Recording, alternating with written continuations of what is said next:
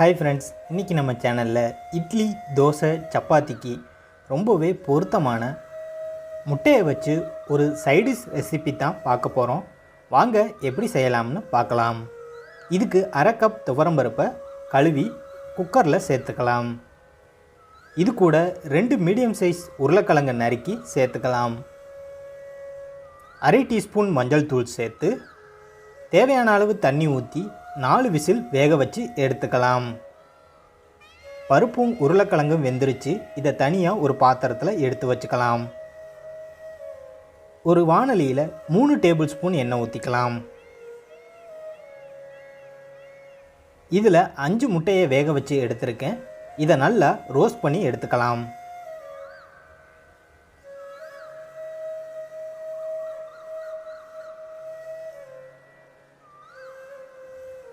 முட்டையெல்லாம் நல்லா வறுபட்டுருச்சு. இதை தனியாக ஒரு பிளேட்டில் எடுத்து வச்சுக்கலாம். அதே வாணலியில் ஒரு துண்டு பட்டை, 3 கிராம்பு, 1 ஜாதிபத்திரி, அரை டீஸ்பூன் ஜீரகம், 1 காஞ்ச மிளகாய், பச்சை மிளகாய் 1 சேர்த்து கலந்து விட்டுக்கலாம்.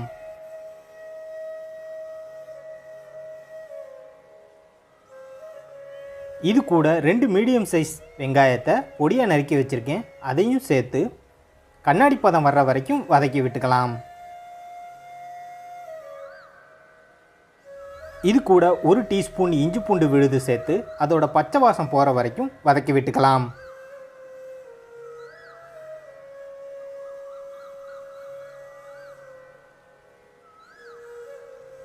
ரெண்டு மீடியம் சைஸ் தக்காளியை நறுக்கி வச்சுருக்கேன். இதையும் சேர்த்து வதக்கி விட்டுக்கலாம்.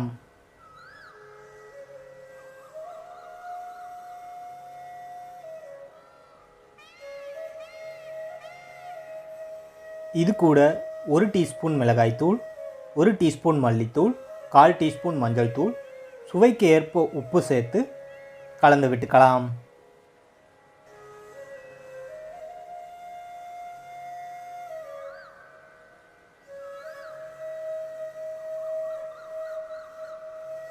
இப்போ வேக வச்சு எடுத்திருந்த பருப்பு உருளைக்கிழங்க இது கூட சேர்த்து கலந்து விட்டுக்கலாம்.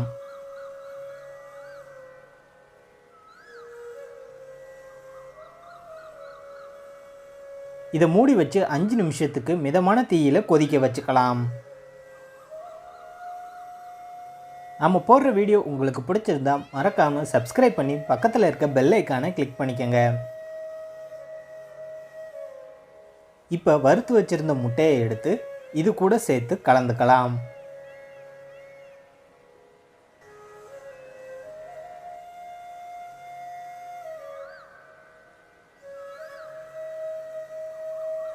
கடைசியாக கொத்தமல்லி இலை தூவி கலந்து விட்டுக்கலாம்.